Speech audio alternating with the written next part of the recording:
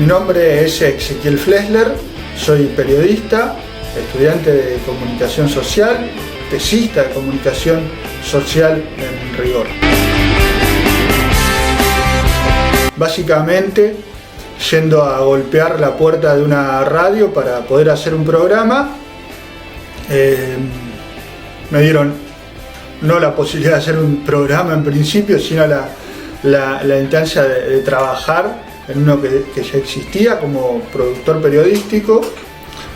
Después pude hacer el programa que propuse en un principio, pero lo básico es que en función de eso, o como con ese comienzo, nunca dejé de trabajar en distintos espacios. Aquellos con los que pude trabajar acá, que me han dado laburo, pero también con los que me tocó estar en espacios, que fueron y que son muchos y muchas buenísimos. ¿Por qué? Porque de cada uno vos podés tomar algo, podés servirte de algún aspecto, si se quiere, para después usarlo vos, usarlo uno mismo, ¿no? Y por ahí también para nombrar referentes nacionales o un poco más conocidos, voy a elegir dos para explicar dos cosas. Primero, Berbisky, Horacio Berbisky, hiperconocido. ¿Por qué? Porque aporta datos a sus investigaciones, es decir, junta datos, recolecta, construye, sin importar de dónde vienen, porque eso es importantísimo. No importa de dónde vienen los datos para el periodismo, lo que importa es tenerlos, lo demás es verso. Y el otro, de un palo aparentemente opuesto, que también escribe hoy, es Carlos Pagni. ¿Por qué? Porque a esa misma construcción de datos que por ahí no aparecen en otro lado, le aporta una hermenéutica, ¿sí? Casi científica, una lectura, ¿sí? de la realidad que te permite construir e inclusive predecir escenarios. Por eso me parece que valen como dos ejemplos también de lo que es un poco el periodismo hoy. Por supuesto que es un problema, ¿no? Un problema para la comunicación, un problema para el periodismo, pero sobre todo un problema para la sociedad, porque tienden a circular mucho más las noticias falsas a propósito que la información verdadera, la información periodística.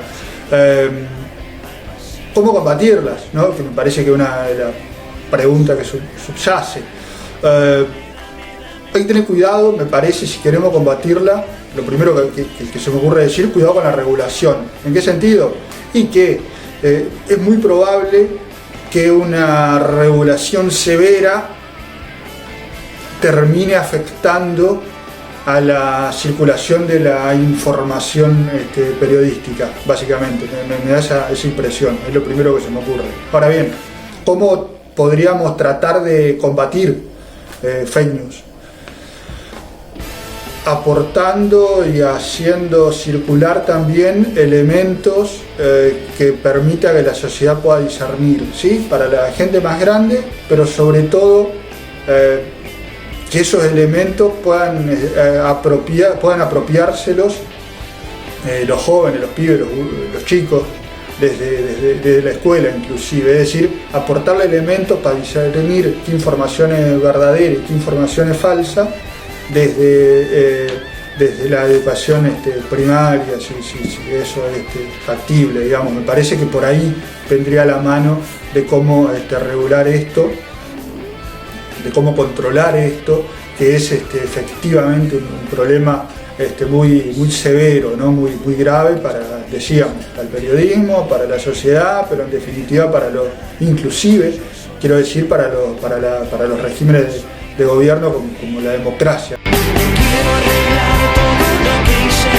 Primero, los medios regionales son importantísimos a la hora de reflejar lo que sucede en cada una de las comunidades, ¿sí? En cada una de las localidades, ¿sí? De la provincia, de la región.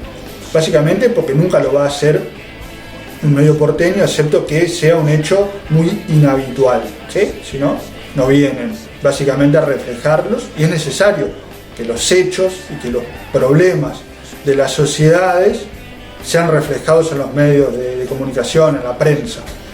Es importante e imprescindible. Entonces son necesarios e importantes en ese sentido, para el problema muy entre comillas menor. Pero también son importantes los periodistas del interior para entender, para contar noticias que entran en la categoría nacionales. Pienso como un ejemplo, reestructuración de la deuda externa que se está tratando ahora.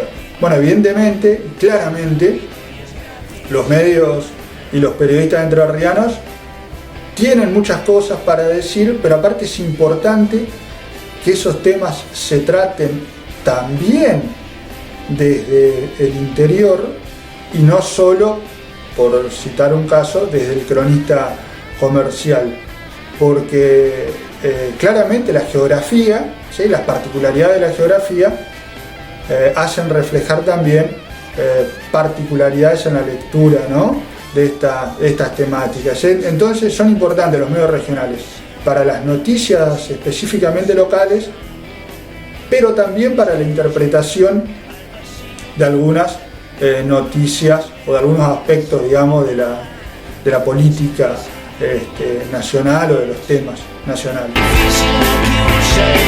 Creo que hay una tentación a decir enfrente tenemos un abismo y eventualmente vamos a caer todos en ese pozo y vamos a morir. Puede pasar, pero no creo que suceda. La otra tentación es hablar específicamente sobre las plataformas, ¿sí?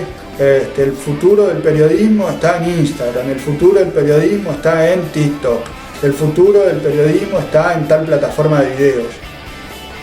A mí me parece que ese pensamiento es bastante boludo, en el sentido de que no importa si el futuro del periodismo está en el papel, está en una plataforma de las que mencioné o en alguna otra forma que no se nos ocurre todavía.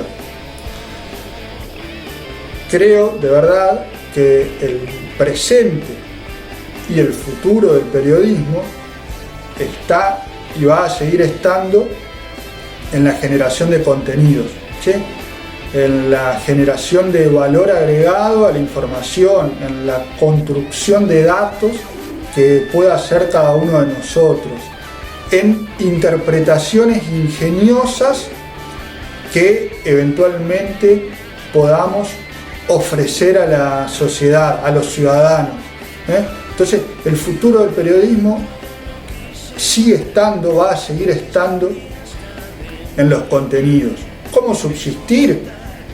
Es decir, cómo hacer que eso sea rentable y no naufraguemos en el intento, es otra discusión quizás también, pero hay que darla por ese lado. Creo que aquellos que podamos generar alguna cosa, alguna lectura distinta, es decir, propia y particular, vamos a poder, si se quiere, y ojalá me encuentre ahí, por eso me incluyo, estar en lo que se considera el futuro, ¿no?, del periodismo. No me gusta el fantasma.